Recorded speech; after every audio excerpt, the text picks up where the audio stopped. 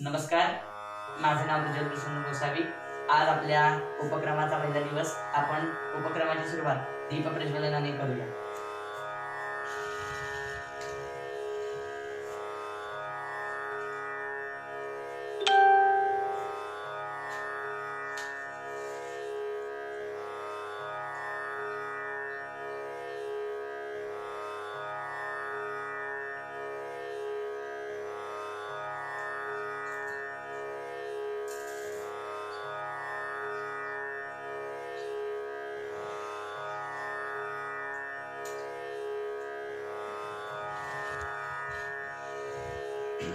गुरुर्ब्रह्मा गुरुर्विष्णू गुरुर्देवो महेश्वरा, गुरु साक्षात परब्रह्म तस्मै श्री गुरवे नमः। आज श्रावण शुद्ध प्रतिपदा या उपक्रमाचा आपला आजचा पहिला दिवस। या निमित्ताने आज आपल्याला लाभलेले मार्गदर्शक ज्येष्ठ श्रेष्ठ कीर्तनकार हरिभक्तपरायण श्री गंगाधर बुवा व्यास हे आज आपल्याला मार्गदर्शनासाठी उपलब्ध झालेले आहेत। तर मी बुवांचा थोडक्यात परिचय करून देतो। त्यांचं पूर्ण नाव श्री गंगाधर धनहर व्यास, कीर्तन मार्तंड, कीर्तन चूडामणी या बुवांना पदव्या प्राप्त आहेत। गेली बुवांची जवळजवळ 19,000 कीर्तन झालेली आहेत आणि बुवांनी आजपर्यंत गेली 50 ते 55 वर्ष बुवा कीर्तन क्षेत्रामध्ये आहेत व बुवांनी त्यांच्या ज्ञानातून अनेक विद्यार्थी घडवलेले आहेत व तेही आता बुवांनी घडवलेले विद्यार्थी स्वतः आता कीर्तन ही कला सादरीकरण करत आहेत। तर बुवांना मी विनंती करतो की त्यांनी आजच्या त्यांच्या मार्गदर्शनाला सुरुवात करावी। जय जय रघुवीर समर्थ।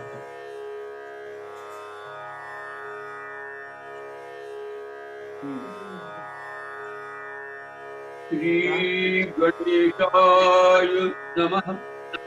श्री सरस्वत्यै नमः। श्री गुरुचरणारविन्दाभ्यां नमः।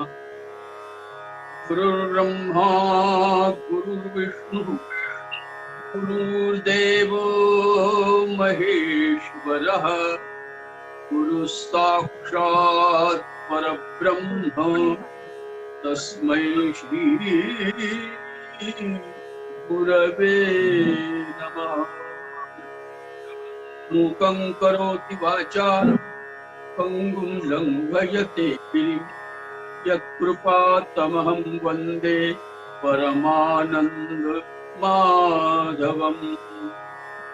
पुण्डरीकवरदा हरि विठ्ठल श्री ज्ञानदेव तुकाराम, पंढरीनाथ महाराज की जय। सब संतन की जय। देवर्षि नारद महाराज की जय। मंडळी, कीर्तनच का आणि काय महत्व आहे?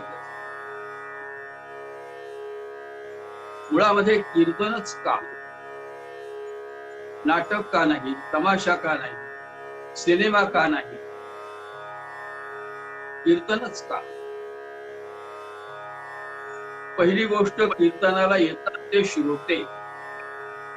नाटक पाहायचं असतं, सिनेमा पाहायचा असतो, तमाशा पाहायचा असतो, पण कीर्तन ऐकायचं असतं। मग हे कीर्तनच का करायचं? काय आहे कीर्तनामध्ये? बारकाईने विचार जर केला तर कीर्तन हा विषयच मुळे अत्यंत अवघड आहे। कोणीही उठावं आणि कीर्तन करावं इतका हा सोपा विषय नाही आणि नसतो। बऱ्याच वेळेला आमच्या कानावर हे येतं ऐकायला। आमच्या वडिलांचे गुरु जे होते मोठे कराडकर बुवा, म्हणजे कोल्हापूरला जे शंकराचार्य होते त्यांचे वडील नरहर बुवा कराडकर, त्यांच्याकडे एक मातोश्री आल्या नातवाला घेऊन, 16 वर्षाचा नात। बुवा म्हणाले, का आला आजीबाई? बाई म्हणाल्या, हा माझा नातू। हा शाळेत जायला टाळाटाळ करतो, अभ्यास करत नाही, घरी आमचं काही ऐकत नाही, नुसत्या गोट्या खेळतो, उन्हाळ्या करत होतो, त्याला काही येत नाही, काही करत नाही. हा तुमचं कीर्तन तरी शिकवा. हे बोलायला तुम्हाला लाज नाही वाटली? कीर्तन म्हणजे तुम्हाला काय वाटतं, स्वयंपाक करायचा का काय? घेऊन जाणार तुम्हाला परत. काय आहे कीर्तन म्हणजे? ज्या कीर्तनातून भक्ती, ज्ञान आणि वैराग्य या 3 गोष्टींचा प्रचार आणि प्रसार केला जातो, ते कीर्तन आहे. मग कीर्तनच करायचं आहे.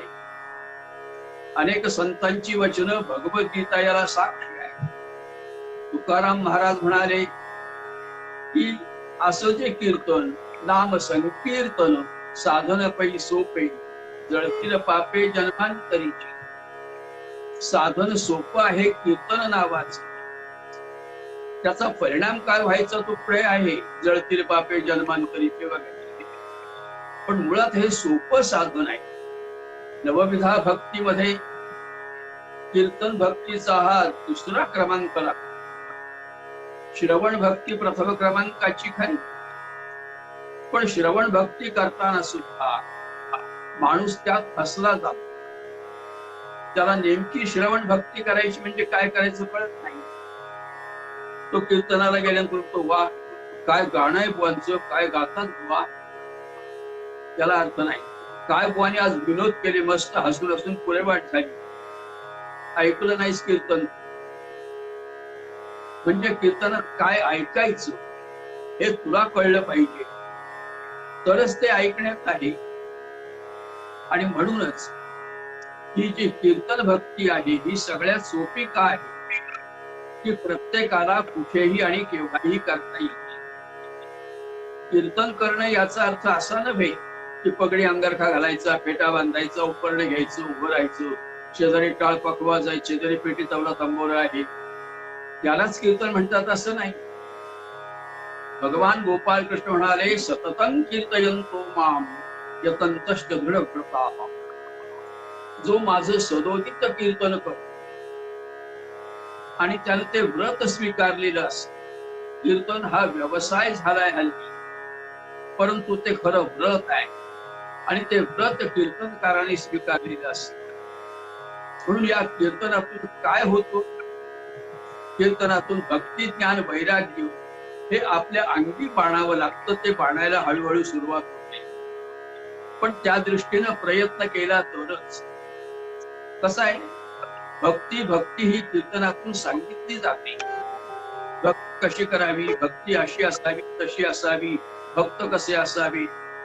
पण हे सांगत असताना माझ्यात किती बदल झाला, माझ्यात बदल किती झाला, माझ्याजवळ किती भक्ती आहे, किती प्रमाणात आहे, हे आत्मचिंतन आणि आत्मपरीक्षण करण्याचा हा विषय आहे. म्हणून भक्ती करताना भक्तच व्हावं लागतं. आणि भक्त व्हायचं असेल तर तुला कीर्तनच करायला हवं. पण हे कीर्तन करताना तुला षड्रिपूंचा हळूहळू नाश करता यायला पाहिजे. कीर्तने महादोष जाती, कीर्तने होय उत्तम गती समर्थ म्हणाले. महादोष जातात म्हणजे पाप तर नाहीसे होतच, पण जे षड्रिपू आहेत ते षड्रिपू नाहीसे होतात. हळूहळू हळू त्याचं प्रमाण कमी व्हायला लागतं. म्हणून मी किती कीर्तन केली त्यापेक्षा मी किती कीर्तन पचवलंय हे महत्वाचं असतं. म्हणून भक्ती मार्गामध्ये भक्तांची अवस्था काय आहे? जसं भागवतकार म्हणाले, यस्य स्वपरहा इति वित्तेष्वात्मनिवाभिदा सर्वभूत समशांत वै भागवतोत्तमः. ते उत्तम प्रकारचे भागवत आहेत, भक्त आहेत. कीर्तनात आम्हाला भक्त होऊन कीर्तन करायचं आहे. मग ज्यांच्या चित्ताच्या ठिकाणी यस्य स्वपरहा, अपपर भाव नाही, हे माझं ते तुझं, हे याचं ते त्याचं, मी कोणीतरी मोठा तू कनिष्ठ, मी फार शहाणा तुला काही येत नाही, मी फार विद्वान तुझ्याजवळ काही नाही, मी फार मोठा आहे तुझ्याजवळ काही नाही. अहंकाराची भावना तिथे जोपासली जाते. आणि म्हणून कीर्तन करायचं असेल तर अपपर भाव गेला पाहिजे. का नामदेवांच्या कीर्तनामध्ये पांडुरंग नाचायचे, तुकाराम महाराज किंवा संत एकनाथ महाराज यांच्या कीर्तनामध्ये हजारो श्रोते का रंगायचे, का रममाण व्हायचे? कारण तिथे आत्मानुभूती आहे, तिथे अनुभव आहे, तिथे साक्षात्कार आहे. आणि म्हणून बोले तैसा चाले ही अवस्था कीर्तनकाराची असली पाहिजे. कीर्तनकार हा जेव्हा उभा राहतो, कीर्तनच का करायचं हा मुद्दा मी आपल्याशी बोलतोय. कीर्तनच का करायचं की पहिला तुझा अहंकार गेला पाहिजे. कीर्तनातून षड्रिपू नाहीसे करायचे, अहंकार तुझा गेलाच पाहिजे, तरच तू कीर्तन करू शकतोस. आणि म्हणून तू पूर्वरंग जेव्हा मांडायला लागतोस ना, तू जेवढा अभ्यास केलेला असतो तेवढा मांडतो, पण अशा पद्धतीनं मांडतो की काय कळतं ते मला, काय येतं ते मला, काय श्रोताना काही कळत नाही, या भूमिकेत तो राहतो. पण कीर्तन करताना त्याने हे लक्षातच ठेवलं पाहिजे की आपल्यापेक्षा 10 पटीनं श्रोतेच विद्वान असतात, श्रोतेच जास्त ज्ञानी असतात, याचा त्याला विसर पडता कामा नये. म्हणून तो अहंभाव तुझा जर गेला नसेल तर त्या कीर्तनाला काही अर्थ उरत नाही. म्हणून या गोष्टी फार महत्वाच्या आहेत. षड्रिपूंचा नाश होणं, षड्रिपू संपले पाहिजे. कीर्तनकारानं कीर्तन करायचं आहे ना, मग कीर्तनच का करायचं तर वैयक्तिक माझ्यात सुधारणा व्हायला पाहिजे. या संत वाङ्मयाचा अभ्यास आम्ही करायचा आहे. वेद ग्रंथ कोणी जिवंत ठेवायचे? वेद ग्रंथ तुम्ही आम्ही कीर्तनकारांनी जिवंत ठेवायचे, म्हणून कीर्तन करायचं आहे.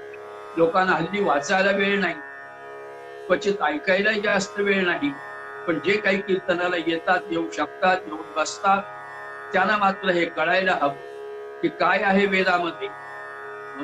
वेद ज्या वेळेला आपण वेदस्तुती म्हणतो, त्या वेदस्तुतीमध्ये सुद्धा काय आहे हो? वेदस्तुतीमध्ये संबंध भगवंताचं वर्णन आहे. वेदांनी केलेली स्तुती, वेदामध्ये आलेलं भगवंताचं वर्णन. जय जय जय यामजी ततोष गृहीत गुणांत्वमसीदा आत्मना समवरुद्ध समस्त भगः अग जगदोपसाम किल शक्य प्रबोधकते क्वचित जयात्मनाच चरुतो चरे निगमः. इथे अगमा निगमाचा विचार केलेला आहे. म्हणजे याचा अर्थ असा की वेद वाङ्मय तुम्ही आम्ही जिवंत ठेवायचंय कीर्तनकारांनी. म्हणून कीर्तन शिकायचं असेल ना, ताजे वेदांताचा अभ्यास केला पाहिजे. 4 गोष्टी सांगितल्या, 4 विनोद सांगितले, 4 ताना मारल्या म्हणजे कीर्तन होत नाही. तो कीर्तनाची म्हणजे विभत्स अवस्था तुम्ही करता आहात किंवा विडंबन केलं जातं कीर्तनाचं. म्हणून वेदांताचा अभ्यास तुला पहिला जमलाच पाहिजे, तर आणि तो तुला जमवून सांगता आला पाहिजे सोप्या भाषेमध्ये. कारण कीर्तन हे तळागाळातल्या लोकांच्या पर्यंत जाऊन भेटतो. सिनेमाला जाताना ठराविक लोक जातात, नाटकाला जाताना ज्यांची आवड आहे नाटकाची तेवढेच जातात, तमाशाला ठराविकच समाज जातो. पण कीर्तन हा एकमेव विषय असा आहे की जिथे गरीब येतो, श्रीमंत येतो, राजा येतो, रंक येतो, ज्ञानी येतात, अज्ञानी येतात, स्त्री येतात, पुरुष येतात, मुलं येतात, तरुण येतात, या सगळ्यांच्या करता ते कीर्तन असतं आणि आहे. आणि म्हणून समाजातल्या तळागाळापर्यंत आपण जाऊन पोहोचतो. आणि म्हणून लोकांच्या मनामध्ये कीर्तन रुजवण्याचं कार्य केवळ कीर्तनच करू शकतो. म्हणून कीर्तन करायचे की ज्या योगाने लोकांची एकी होईल. लोक कीर्तनाला आले की एकमेकाशी ओळख होईल, एकमेकाशी सुखदुःख एकमेकाला जाणून घेता येतो. आणि मग तुम्हाला काय कमी, आम्हाला काय कमी, तुमच्यात काय कमी, आमच्यात काय कमी, असं करता करता एकमेकाला सहकार्याची भावना त्यातून निर्माण होते. आणि मग माणुसकी नावाचा धर्म कळायला लागतो. म्हणून कीर्तनकाराची जबाबदारीच आहे की तो कीर्तन का करायचं म्हटल्यानंतर माझी जबाबदारी काय, काय माझी जबाबदारी. पहिल्यांदा मी स्वतःच पवित्र शुचिरभूत असलो पाहिजे. मुळामध्ये मी बोलतो कसा, मी कीर्तनात बोलतो एक आणि दुसऱ्याशी बोलताना तिसरंच खोटं बोलतो, हे कीर्तन होऊ शकत नाही. म्हणून कीर्तन पचवावं लागतं. ते एवढ्या करता मी सारखं हॅमेरिंग करतोय की कीर्तन पचवावं लागतं. कीर्तन करून चालत नाही, बोलून चालत नाही. किती पचवलंस तू कीर्तन, किती भक्ती आहे तुझ्या मनामध्ये. जी ज्ञानेश्वरांची, नामदेवांची, तुकोबारायांची कीर्तनातून जी भक्ती आपल्याला दिसते, आढळून येते, अनुभूती येते, तसं आपल्या कीर्तनातून किती प्रभाव पडतो हे जर पाहायचं असेल तर तुला कीर्तनच केलं पाहिजे. आणि या गोष्टी तुला हळूहळू कमी केल्या पाहिजे. म्हणून आपल्यापेक्षा श्रोते ज्ञानी आहेत याची जाणीव तुला ठेवलीच पाहिजे. मी स्वतः ज्ञानेश्वर आहे, मी स्वतः नामदेव आहे, मी स्वतः संत तुकाराम आहे असं म्हणून चालत नाही. असं म्हणून चालत नाही. कारण संतांची जी अवस्था आहे, संतांची योग्यता आहे, संतांची पात्रता आहे, संतांचं महत्व आहे, त्यांच्या नखाची सुद्धा आपल्याला स्वर येणार नाही, येऊ शकत नाही. कारण त्यांनी कीर्तन मूर्तिमंत पचवलंय. भक्ती ज्ञान आणि वैराग्य मूर्तिमंत तिथे दिसतं. जसं मूर्तिमंत भक्ती म्हटल्यानंतर नामदेव महाराज पुढे दिसतात, ज्ञान म्हटल्यानंतर ज्ञानेश्वर महाराज पुढे दिसतात, वैराग्य म्हटल्यानंतर संत तुकाराम महाराज आमच्या पुढे दिसतात. म्हणजे याचा अर्थ असा की ही मंडळी कीर्तनच करत होती. पण आता कीर्तन हा एक व्यवसाय झाल्यामुळे, व्यवसायाचं स्वरूप त्याला आल्यामुळे त्यातलं जे गांभीर्य आहे ते गेलंय. मलाच कीर्तन मिळालं पाहिजे, माझं कीर्तन ठेवलं पाहिजे, एवढे पैसे मला मिळालेच पाहिजेत, वगैरे वगैरे जे काही असतं ना, ते अजून आम्ही कीर्तन पचवलेलं नाही. म्हणून भक्ती ज्ञान वैराग्य याचा विचार आम्ही केलाच पाहिजे. संतांची वचन मांडायची, काय परिणाम आहे कीर्तनाचा. तरी कीर्तनाचे नि नटनाचे, माऊली म्हणाली, तरी कीर्तनाचे नि नटनाचे नाशिले व्यवसाय प्रायश्चित्तांचे ही पापाचे ऐसे केले. तिथे पापाचं नामच शिल्लक पुरत नाही, ते कीर्तन आहे. आणि म्हणून सदोदित कीर्तन केलं पाहिजे. सदोदित कीर्तन आपल्या मुखातून गेलं पाहिजे. त्याच्याकरता पगडी अंगार का फेटा बांधून भरायचं असं नाही. घरात बसून तुम्हाला कीर्तन करता येतो. आईच बैसोनी करा एक चित्त, आवडी अनंत आळवा वा. भगवंताला आळवणं म्हणजे हे कीर्तन आहे. त्याला आर्ततेनं साथ घालणं हे कीर्तन आहे. जिव्हाळ्यानं, प्रेमानं, आत्मीयतेनं त्या भगवंताला साथ घालणं याचं नाव कीर्तन आहे. आणि ते कीर्तन आपल्याला करायचंय. म्हणून कीर्तनच करायचं ना, कीर्तनच का हा विषय लक्षात घे की माझ्या जीवनात बदल व्हायला पाहिजे. मी जे बोलतो त्याप्रमाणे मला वागता आलं पाहिजे. मग आपण निर्व्यसनी असलं पाहिजे. कीर्तनकारानं निर्व्यसनी असलंच पाहिजे, तरच तो कीर्तन करू शकतो. नाहीतर ते कीर्तन हे कीर्तन होणार नाही. केवळ तू पाठ केलेलं फक्त बोलतो इतकंच. नाना प्रकारची व्यसनं तुला असतील, उपयोग नाही त्या कीर्तनाचा. नाना प्रकारचे लोभ प्रलोभन तुला असतील, उपयोग नाही त्या कीर्तनाचा. आणि म्हणून कीर्तन हा विषय वाटतो तितका सोपा नाही. संत आम्ही व्हायला पाहिजे, होणार नाही आम्ही संत. संत होऊच शकत नाही सामान्य माणूस. जे गाडगे बाबा झाले, जे तुकडोजी महाराज झाले, जे कैकाडी बाबा झाले, जे कोपडे महाराज झाले, या सगळ्या संतांच्या ठिकाणी वैराग्य होतं. लक्षात ठेवा, वैराग्य होतं. वारकरी संप्रदायाचे अध्वर्य होते सोनपंत दांडेकर, ज्यांना मामा दांडेकर म्हणून म्हणायचे सगळा समाज. मामा दांडेकर वास्तविक MA झालेले, SP कॉलेजमध्ये प्रोफेसर होते. पण ते परमार्थामध्ये शिरले जोग महाराजांच्या कृपेनं. आणि त्यांना कळून चुकलं की परमार्थ हा करायचा असतो, बोलायचा नसतो किंवा दाखवायचा नसतो. म्हणून कॉलेज सोडलं मामाने. आणि वैराग्य संपन्न जीवन कसं असावं हे वारकरी संप्रदायाच्या समाजामध्ये त्यांनी ते बिंबवलंय. मग तिथे जे वैराग्य दिसतं, म्हणून मामांच्या कीर्तनाला प्रचंड गर्दी जमत होती. त्याचं कारण तेच आहे की ते कीर्तन पचवलं गेलं आहे. त्यामुळे त्या कीर्तनाचा एक प्रभाव पडतो. म्हणून मला कोणीतरी संत म्हणावं, मला कोणीतरी महाराज म्हणावं, मला कोणीतरी मोठं म्हणावं, मी आलं की माझ्या हातापाया पडावं, होणार नाही ते. आधुनिक कवी नरहरी पंत होऊन गेले. त्या नरहरी पंतांनी सुद्धा एका अभंगात असं म्हटलंय, भगवंता कायम या मागावे तुझ पाशी देवा, कायम या मागावे तुझ पाशी देवा, बज वाटे हेवा संतांचा. याला संतांचा हेवा वाटतो का? कारण संतांसारखं याला काही मिळत नाही. तो असं म्हणतो, संतांची ती पूजा चाले घरोघरी, भेनचद्वारी करीती मजू. वास्तविक आज संत हयात नाही, पण त्यांची ग्रंथ संपदा आहे. पण संतांची पूजा आजही घरोघर चालते. सगळ्या संतांचे फोटो तसबिरी घरात असतात. त्यांना गंध लावलं जातो, फुलं वाहिली जातात, हार घातले जातात, त्यांची पूजा केली जाते, त्यांचा उत्सव केला जातो. संत नसतानाही अजूनही त्यांची पूजा होते. म्हणजे लोकांच्या मनामध्ये संतांच्या विषयीचा आदर भाव अद्याप कमी झालेला नाही आणि तो होणारच नाही. अखेरपर्यंत तो राहणार आहे. पण हा म्हणतो त्यांची पूजा घरोघर चालते, मला मात्र दारात कुणी उभं करत नाही. मला दारात कोणी उभं करत नाही, विचारत नाही कोणी मी आलो थांबलो तरी. मग संतांची पूजा का?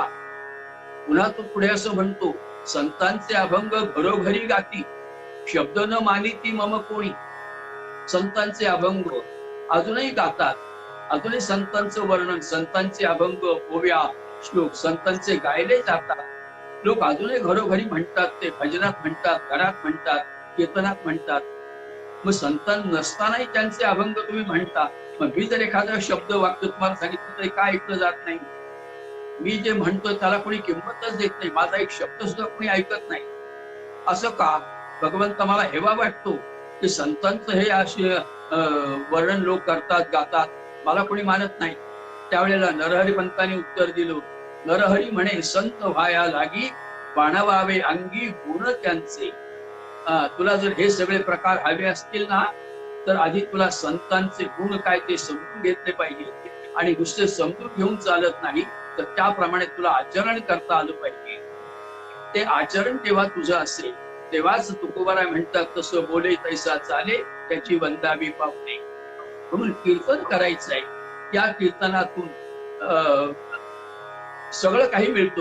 या कीर्तनातून तुम्हाला संगीत मिळेल, विनोद मिळेल, नको वेगवेगळ्या गोष्टी ऐकायला मिळतील, वेगवेगळे दृष्टांत ऐकायला मिळतील. पण शेवटी त्याचा गाभा काय आहे? त्याचा गाभा आहे फक्त हरिकीर्तन. हरिकीर्तन हे महत्वाचं आहे. विनोद, गाणं किंवा इतर गोष्टी सांगणं हे लोणची पापड जेवताना तसं तोंडी लावणं कडेला असतं ना, तसं आहे ते. किंवा वेदांत लोकांच्या गळी जर पचवायचं असेल, उतरवायचं असेल, तर त्याच्याकरता हे सगळे बाकीच्या गोष्टी आहेत. गाणं म्हणजे कीर्तन नाही. गाणं तुम्ही जर मैफल करायला लागला गाण्याची कीर्तनात, उपयोग नाही त्याचा काही. विनोद म्हणजे कीर्तन नाही. तुम्ही जर विनोदच करत बसले, पण चांगला तमाशा आहे, बरे टाइमपास होतोय आपला, हे चालणार नाही. कीर्तनातून वेदांत गेलाच पाहिजे, संतांची वचने गेलीच पाहिजे. आणि भगवद्गीता हा एक सिद्धांतपर ग्रंथ आहे. म्हणून माऊली म्हणाली, तरी कीर्तनाचे नि नटनाचे, नाशिले व्यवसाय प्रायश्चित्तांचे. जे व्यवसाय आहेत, जे उद्योग जे प्रायश्चित्त घेतले की तात्पुरतं नाहीसं होत. एखादी गोष्ट अमुक केली की अहो वाईट झालं, काय करायचं, माझ्याकडे घडलंय, नाही अमुक प्रायश्चित्त घ्या, मुळीच नाही. ते व्यवसायच नाहीसे करायचे. आणि पापाचं नाव सुद्धा तिथे शिल्लक राहत नाही. असं ते कीर्तन हे करणं, याचं नाव कीर्तन आहे. आणि ते कीर्तनच करायला पाहिजे. नाटकात तुम्ही संतांची भूमिका केली तरी नाटक संपलं की पुन्हा मूळ तुम्ही तसेच राहता. सिनेमात संतांची भूमिका केली, सिनेमाचं शूटिंग संपलं की पुन्हा मूळ तसेच राहता. पण कीर्तनाचं तसं नाही. कीर्तनाचे सांगतोय, आपल्या घरात आल्यानंतर सुद्धा आपण त्याच पद्धतीनं वर्तन करणं, याचं नाव कीर्तन आहे. आणि ते पचवणं असं होतं. म्हणून अखंड सततं कीर्तयन्तो मां, सदोदित कीर्तन व्हायला पाहिजे, सदोदित कीर्तन करायला पाहिजे. आणि ते व्रत म्हणून स्वीकारायचं आहे. व्रत म्हणून स्वीकारायचं असल्यामुळे माझ्यावर काही जबाबदारी आहे. या कीर्तनातून मला काय हवं? एकाने विषय दिला होता, कीर्तन हे करमणुकी प्रबोधन. मला सांगा, करमणुकीचं साधन सिनेमा आहे, नाटक आहे, तमाशा आहे. करमणुकीचं साधन बागेत जाऊन बसणं आहे. करमणुकीचं साधन रेल्वे स्टेशनला जाऊन मजा बघणं करमणूक आहे. पण कीर्तन हे प्रबोधनच आहे. हे प्रबोधन म्हणजे यातून काहीतरी प्रबोधन समाजाला करता येणं. कारण समाजाचं आम्ही काही देणं लागतो. आज समाजाला धर्म नेमका काय कळत नाही. जो उठतो तो धर्माची व्याख्या वेगवेगळी सांगतो. मग धर्म म्हणजे काय, कशाला धर्म म्हणतात, नीती म्हणजे काय, न्याय म्हणजे काय. आणि या धर्म, नीती, न्याय या सगळ्या गोष्टी टिकवण्याकरता, वाढवण्याकरता कीर्तनाची गरज आहे. दुष्ट दुरात्मे असतील या जगामध्ये, परंतु असं आहे, दुष्ट सुद्धा सुष्ट होऊ शकतात. पण त्यांनी तसं मनावर घेतलं तर, त्याहीपेक्षा तसं मनावर बिंबवण्याचा प्रयत्न कीर्तनकारांनी केला तर हे बिंबवता आलं पाहिजे. दुसरा काय, पाप करायला वेळ लागत नाही, पुण्य करायला वेळ लागतो. पण पाप कर्म करून पुण्याचं फळ मागतो, नाही जमणार. हे पुण्यस्य फलमिच्छन्ति एक सुभाषित आहे. पुण्यस्य फलमिच्छन्ति पुण्यम नेच्छति मानवाः, न पाप फलमिच्छन्ति पापम कुर्वन्ति यत्नतः. त्याला पुण्याचं फळ पाहिजे, पण पुण्य कर्म करायला नको वाटतं. तर त्याला पापाचं फळ नको असतं, पण पाप करायला मात्र प्रवृत्त होतो. हे सगळं नाहीसं करण्याकरता, दुष्टांची दुष्ट बुद्धी नाहीशी करण्याकरता कीर्तनकार तसाच प्रभावी असावा लागतो की जो आचरणानेच तसा आहे. म्हणून सुभाषित असं आहे की एखाद्या दगडावर अग्नी पडला, काय त्याचा उपयोग आहे? दगडावर अग्नी पडला, बाधणार नाही, पण अतृणे पतितो वन्नीही स्वयमेव पशाम्यती. अतृणे पतितो, त्या ठिकाणी अतृण म्हणजे गवत नाही, तिथे जर अग्नी पडला तर त्याचा काहीही परिणाम होत नाही. केव्हा? सांगणाऱ्याच्या जवळ काय पाहिजे? क्षमा शस्त्रम करेयस्य दुर्जन किं करिष्यति. क्षमा नावाचं शस्त्र ज्याच्या जवळ आहे, आम्ही क्षमा करतो का? आम्ही सूड बुद्धीने त्याच्याकडे पाहतो. माझं काम होऊ दिलं नाही, मी तुला छळणार, मी तुला त्रास देणार, मी तुला फसवणार, मी तुला टोप्या घालणार. सूड बुद्धीनं तो मनुष्य जागा होतो. मग मला सांगा, काय त्याचा उपयोग आहे? म्हणून क्षमा नावाचं शस्त्र संतांच्या जवळ होतं. ज्ञानदेवांचा छळ कमी झाला काय? का कीर्तन करायचं? कीर्तनच का करायचं? ज्ञानदेवांचा छळ झाला, पण ज्ञानदेवांनी आपली पातळी सोडली नाही. ज्ञानदेवांनी सगळा समाजाचा छळ केला, समाजाने छळ केला, पण माऊली उलट म्हणायची, देवा भगवंता असू दे, ही लोक मुद्दाम नाही रे करत. अरे यांच्या ठिकाणी अजून अज्ञान आहे, यांना खऱ्या ज्ञानाची अजून जाणीव नाही, अजून हे अंधश्रद्धेमध्ये आहे, रूढीमध्ये आहेत, परंपरेमध्ये आहेत, आणि म्हणून ही मंडळी मला त्रास देतात, पण मी ते मनावर घेणार नाही. संत तुकाराम महाराजांचा छळ कमी झाला का? कितीतरी लोकांनी छळ केला, अपमान केला, पण तुकाराम महाराजांनी कधी कोणाला अपशब्द वापरले का? त्यांचं म्हणणं एकच आहे की हे भगवंता, दुष्ट नाहीत हे लोक, त्यांची दुष्ट बुद्धी संपली की हे सृष्ट आहे, चांगलेच आहे, फक्त त्यांची दुष्ट बुद्धी नाहीशी करण्याचं सामर्थ्य माझ्यात तू दे. त्यांची वाईट बुद्धी नाहीशी करण्याचं सामर्थ्य माझ्यात दे. आणि म्हणून समर्थाने ज्या वेळेला पसायदान मागितलं, त्यावेळेला कल्याण करी रामराया जनहिते विवरी. रामरायाला समर्थाने प्रश्न विचारला, रामराया कल्याण कर रे भगवंता, रामा लोकांचं कल्याण कर. मला सुद्धा वाटतं लोकांचं कल्याण करू, पण मी काय करू सांगा? रामराया तुम्ही मला सांगा, मी काय करू? कसं होईल लोकांचं कल्याण? रामचंद्रजी म्हणाले, अहो समर्थ तुम्हीच उत्तर दिलंय त्याचं. काय? कल्याण करी रामराया जनहित विवरू किंवा जनहित विवरी. अरे जनहित विवरण करायचंय, लोकांचं हित कशात आहे, लोकांचं कल्याण कशात आहे, लोकांचा आनंद कशात आहे, की ज्यामुळे समाज सुधारेल, समाजामध्ये प्रबोधन होईल, माणुसकी नावाचा विषय वाढेल. माणुसकी नावाचा विषय जेव्हा वाढेल, जेव्हा समानता होईल, सम्यकता होईल, समदर्शीपणा येईल, तेव्हा. मग तो समदर्शीपणा आमच्या जवळ आहे का? एक कीर्तनकार दुसऱ्या कीर्तनकाराला चांगलं म्हणत नाही, क्षमा मागून मी हे बोलतोय, का कीर्तन करायचं? अजून आमची विजास गेलेली नाही, अजून आमचा अहंभाव दूर झालेला नाही, अजून आमची घमेंड झाली नाही, कमी झाली नाही. माझ्यापेक्षा मीच काय तो विद्वान, म्हणजे दुसऱ्या कीर्तनकाराला कमी लेखणं, जर मनात येत असेल तर ते कीर्तनच होणार नाही. त्या कीर्तनकारापेक्षा माझ्या गाड्या स्वतःच्या, ते कीर्तनच होणार नाही. तुझ्या प्रारब्धाने तुला मिळालाय त्याचा उपभोग तू घे, पण याचा अर्थ दुसऱ्यांच्या समोर विचार दाखवून मी कोणीतरी मोठा भासवण्याचा प्रयत्न कदापि करू नकोस, आणि स्वतःला संत म्हणवण्याचा प्रयत्न बिलकुल करू नकोस. कीर्तन करायचं असेल तर तुला भक्त होऊनच कीर्तन केलं पाहिजे. नामदेव महाराज अखेरपर्यंत भगवंताचे भक्तच राहिले. नामदेवाने जो अभंग लिहिलाय ना, तो सुद्धा समाजात त्याही काळामध्ये अशी मंडळी होतीच की, म्हणून लिहावा लागला अभंग माऊली नामदेवाना, की अमृताहुरी गोड नाम तुझे देवा, मन माझे केशवा का पार न घे. अमृतापेक्षाही तुझं गोड नाव आहे, मधुर नाव आहे. मग असं असताना माझं मन ते नाव घ्यायला का तयार होत नाही? हे नामदेवानी स्वतः करता म्हटलेलं नाहीये. त्या काळात जो समाज होता, असा काही दुष्प्रवृत्तीचा म्हणा, किंवा कीर्तनाकडे सामान्य दृष्टीने पाहणारा, किंवा कीर्तनाला महत्व न देणारा, किंवा परमार्थामध्ये जास्त रस न घेणारा, त्याच्याकरता नामदेवाने हे लिहिलंय की कीर्तने बैसता निद्रे नागविले. कीर्तनाला बसते की झोपा काढतो. कीर्तन का करायचं? लोकांची झोप उडायला पाहिजे. मग ती झोप कशाने उडेल? म्हणून एखादी गाण्याची तान मारायची, किंवा एखादा तरणा म्हणायचा, किती एक अर्धा मिनिट 1 मिनिट फार कर की लोकांच्या झोपा उठतात. पण आपण परमार्थ करतो आहोत याचं प्रदर्शन होता कामा नये. मी वारंवार हे का सांगतो की कीर्तन पचवलं पाहिजे. कीर्तन नुसतं ऐकून येणार नाही. कीर्तन ऐकून येणार नाही. काही लोक सांगतात वा या मंदिरामध्ये 12 महिने कीर्तन आहे, 360 दिवस मी कीर्तनाला जातो. माझी बसण्याची जागा कायमची ठरलेली आहे त्या खांबाजवळ.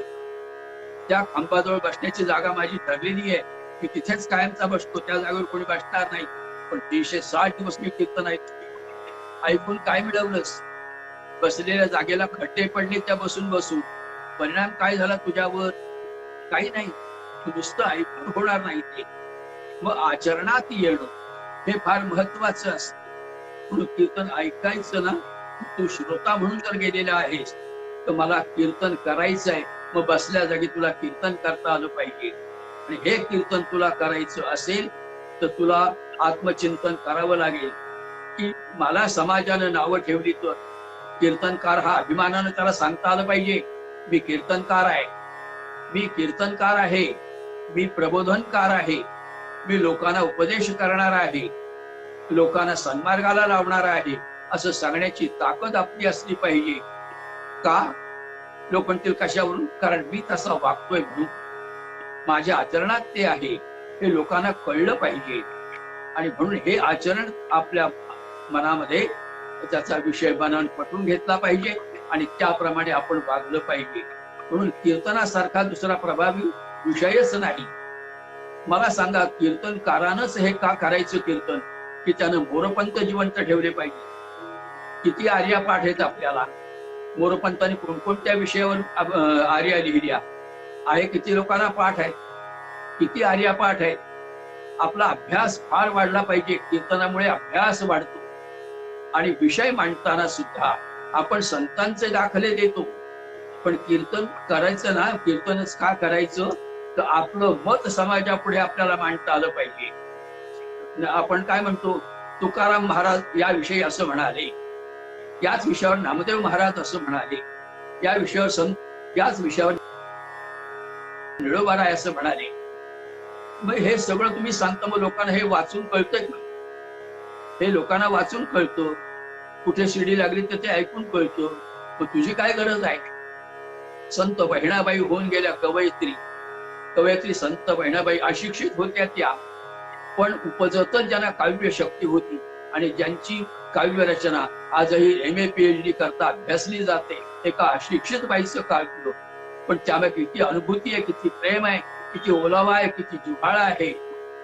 त्या बहिणाबाई एकदा आपल्या भावाकडे गेल्या होत्या, सोपानदेवांकडे.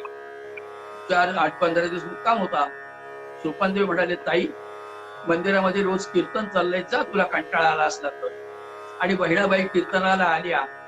कीर्तनाला बसल्या एका बाजूला. कीर्तनकारांची कीर्तन ऐकायला गर्दी, फान गर्दी. आणि कीर्तनकार सांगत होते, तुकाराम महाराज असं म्हणाले, नामदेव महाराज याविषयी असं म्हणाले, सुखावेळा असं म्हणाले. हे सगळं ऐकून झालं. कीर्तन संपलं. बहिणाबाई घरी आल्या. दुसऱ्या दिवशी कीर्तनाला जायला तयार नाही. सोपनदेवानी पुन्हा विचारलं, ताई अगं कीर्तनाला जायचं? मला नाही जायचं कीर्तनाला. का ग? आवडलं नाही कीर्तन? कीर्तन आवडण्याचा विषय नसतो कृपाना. मी तुला एक सांगू, काल मी कीर्तनाला गेले होते. तो कीर्तनकार बुवा काय सांगत होता माहितीये? नामा म्हणे, तुका म्हणे, चोखा म्हणे, निळा म्हणे, पण मेल्या तू काय म्हणे ते सांग ना. तू काय म्हणे ते सांग की आधी. म्हणजे संतांची वचनं तू फक्त सांगतोस, त्याच्याविषयी तू कधी आत्मचिंतन केलंयस? कधी परीक्षण केलंयस? काय नेमकं संतांनी का तू निगेटिव्ह पॉझिटिव्ह दोन्ही बाजू मांडल्या स्वतःजवळ? नकारात्मक सकारात्मक भूमिका विचार तू कधी केलायस? आणि हा विचार जेव्हा करशील, नकारात्मक बाजूने जेव्हा विचार करशील, त्यावेळेला संत वचनच श्रेष्ठ का आणि ती समाजाला का हवीत हे तुला कळायला लागेल.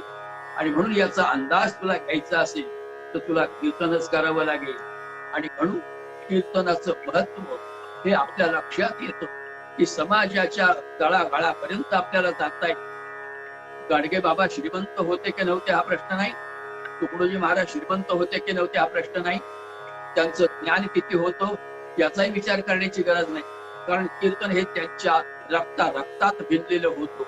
रोमात रोमात त्यांच्या कीर्तन भिनलेलं होतं आणि त्यामुळे ते जे बोलतील ते कीर्तनच होणार आहे, ते जे करतील ते कीर्तनच असणार आहे. म्हणून समाजाला उपदेश करणं, समाजाला प्रबोधन करणं याचा अर्थ आधी स्वतःची ओळख स्वतःला पटवून घेणं हा विषय वेदांताचा राहिला.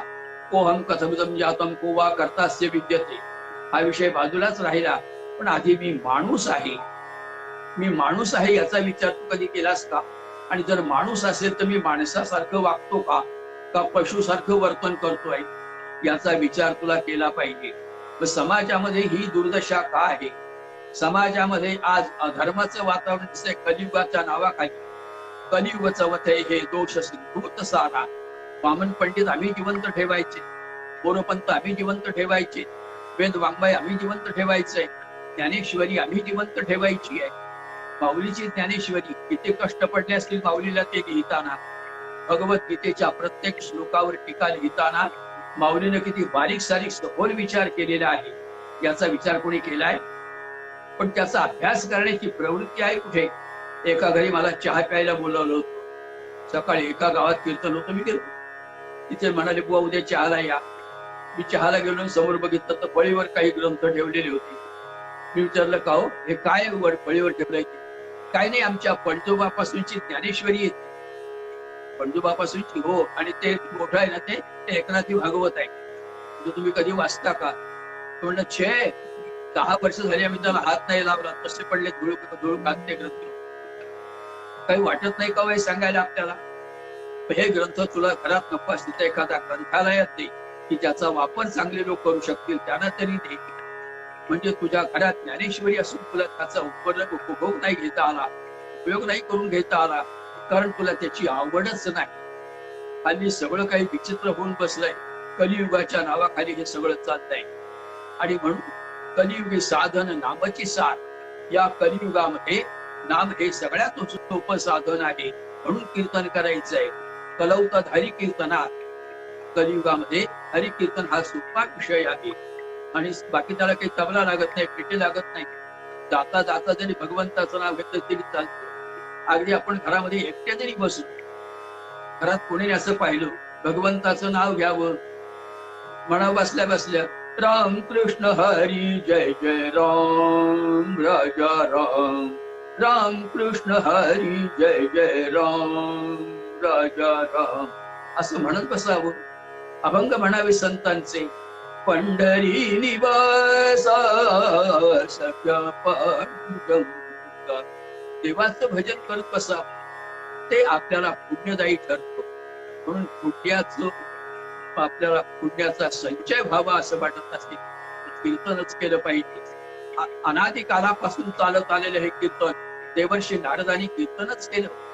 नारदांच्या गळ्यात वीणा आहे, नारदांच्या हातात चिपळ्या आहेत, पायात चाळ आहे, पण त्याचा उपयोग योग्य तो कीर्तन करण्यासाठीच वापरला जात होता. हल्ली काही लोक चाळ बांधतात, नाही असं नाही, काहींची परंपरा असेल असं म्हणूया. टीकात्मक बोलत नाही मी, मला टीकालाही करायची. पण पायात चाळ बांधले की लोक तो नाद ऐकत बसतात, कीर्तनकार आपले चाळ वाजवतच राहतात. पण प्रत्यक्षात अनुभूती काय आहे? आपल्याला काय अनुभव आलाय परमार्थाचा? आत्मानंद मिळतो कीर्तनाने. म्हणून स्वांत सुखाय कीर्तन करायचंय. स्वतःचा आनंद आपल्याला घेता आला पाहिजे, स्वतःच सुख आपल्याला मिळवता आलं पाहिजे. आणि आपल्या बरोबर उद्धरेद आत्मना आत्मानम या भूमिकेतून दुसऱ्याचाही उद्धार झाला पाहिजे. याकरता आपण कीर्तन केलंच पाहिजे, कीर्तन केलंच पाहिजे. आणि ते कीर्तन जर करायचं असेल तर तुला कीर्तनकार म्हणून ज्या गुणांची गरज आहे ते गुण तुला समजून घेतले पाहिजे. पहिल्यांदा तुला वेदांताचा अभ्यास केला पाहिजे, संत वाङ्मयाचा अभ्यास केला पाहिजे, संतांनी जीवनात काय काय भोगलं ते तुला कळलं पाहिजे. आणि तरी सुद्धा ते श्रेष्ठ कीर्तनकार झाले. पण कीर्तनच करायचं असेल ना, तुला या सगळ्या गोष्टी सहन करण्याची ताकद असली पाहिजे. अहंकार तुझा गेला पाहिजे. जोपर्यंत अहंभाव शिल्लक आहे तोपर्यंत केवळ तू करतोयस ती पोपटपंची आहे, शब्द पांडित्य आहे ते. आणि शब्द पांडित्यानं कुणाचं पोट भरलंय का? शाब्दिक जेवणानं कुणाचं पोट भरलंय का? ज्ञानेश्वरांनी उभी खर्च केली. माऊली म्हणाली शब्दे जेविता तृप्ती झाली, शब्दे जेविता तृप्ती झाली. ऐसी वार्ता नाही ऐकी, पाक निष्पत्ती केली पाहिजे स्वये. हा? शब्दानं पोटभर जेवण होतं का? वा सावकाश जेवा, पोटभर जेवा, सगळं वाढलंय पोटभर जेवा. अवघड पाण्यात मीठ पण वाढलं नाही, अजून चटणी लोणचं वाढलं नाही, भात वाढला नाही, जेवा काय वाढलंय असं समजून जेवा, पोटभर जेवा. कुणाचं पोट भरेल का? नाही भरणार. पाक निष्पत्ती केली पाहिजे, आधी स्वयंपाक तयार केला पाहिजे, म्हणजे पोट भरतं का? नाही. तो स्वयंपाक तयार झाल्यानंतर तो पानात वाढावा लागतो.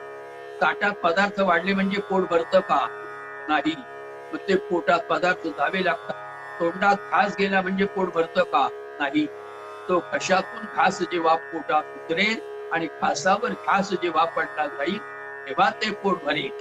म्हणजे कीर्तन हे करता करता करता करता करता करता आपोआप ते रुळलं जातं, आपल्या मनात बिंबलं जातं आणि मग सात्विक वृत्ती माणसाची निर्माण होते.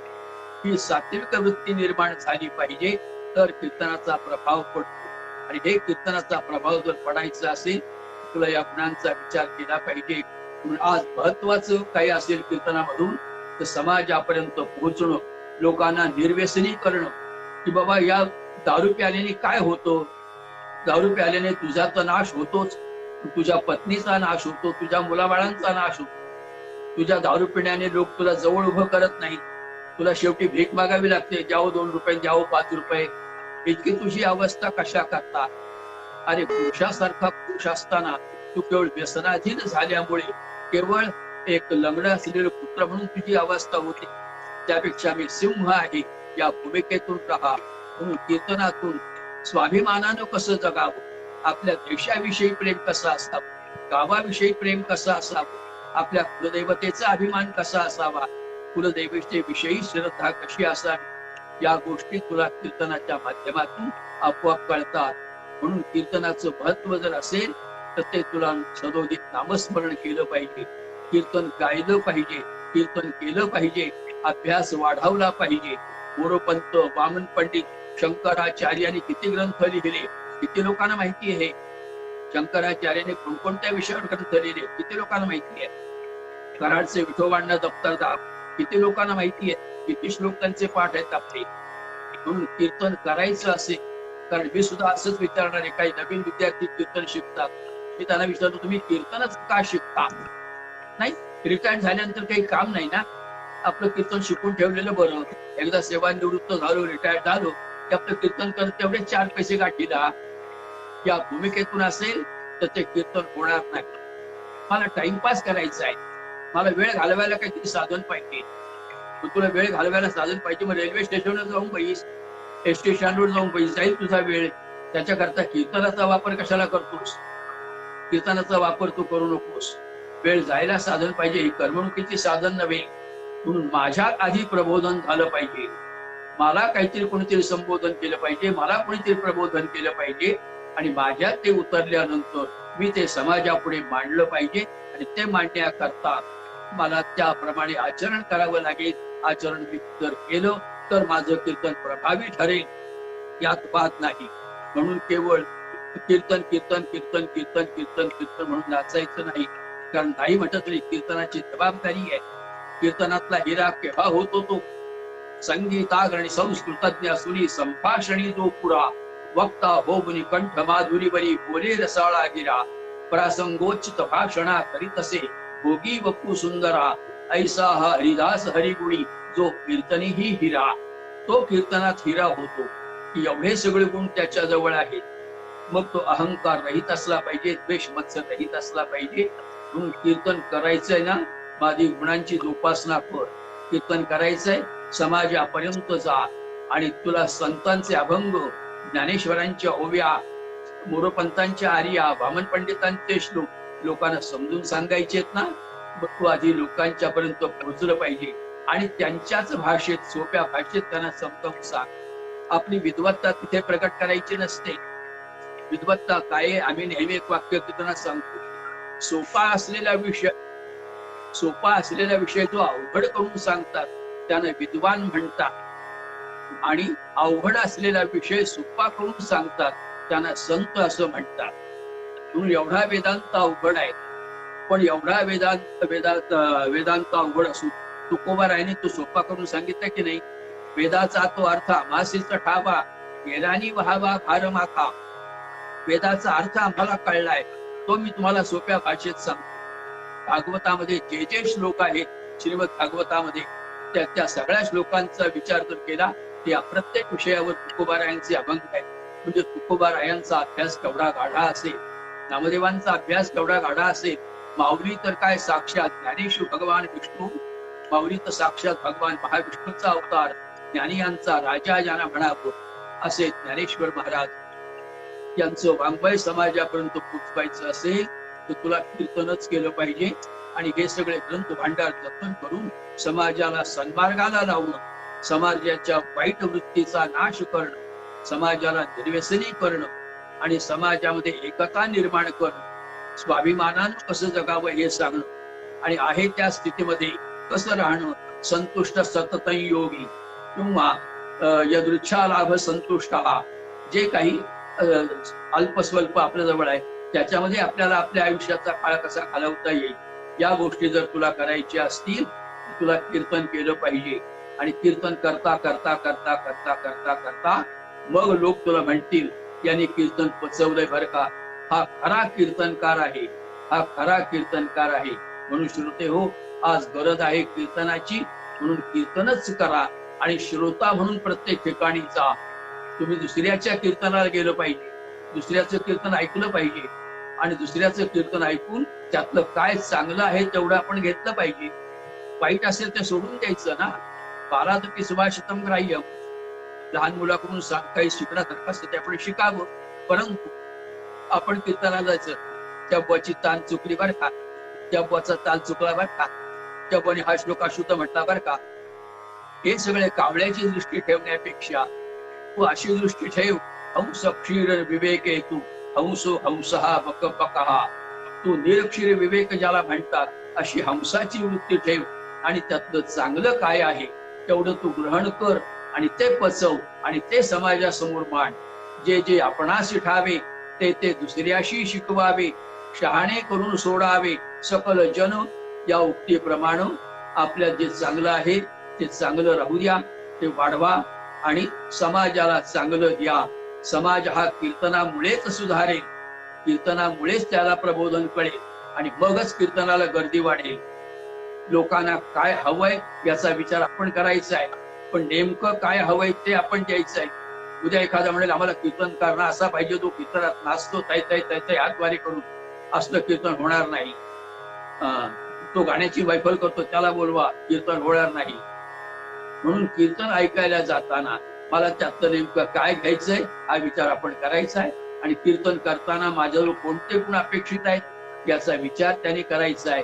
आणि मगच ते कीर्तन कसं असतं हे कळेल आणि मग आपल्याला कळेल आणि समाजालाही तुम्ही सांगू शकाल की कीर्तनच का करायचं आणि कीर्तनच का, कीर्तनच का आणि कीर्तनच का.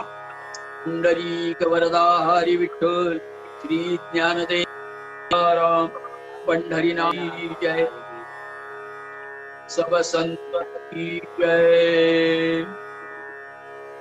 आज बुवांनी आपल्याला अनुभव मार्गदर्शन केलं की कीर्तन का हा विषय बुवांनी आपल्या सर्वांना कीर्तनापर्यंत म्हणजे कीर्तनाचा अभ्यास किंवा कीर्तनाचा व्यास कसा करावा हे बुवांनी सांगितलं. पण बुवांचे पुढचं निरूपण आपल्याला 11 तारखेला संध्याकाळी 6 ते 6:30 या वेळेमध्येच होणार आहे, या वेळेमध्येच होणार आहे. तरी सर्वांनी त्याचा लाभ घ्यावा अशी मी सर्वांना विनंती करतो. धन्यवाद.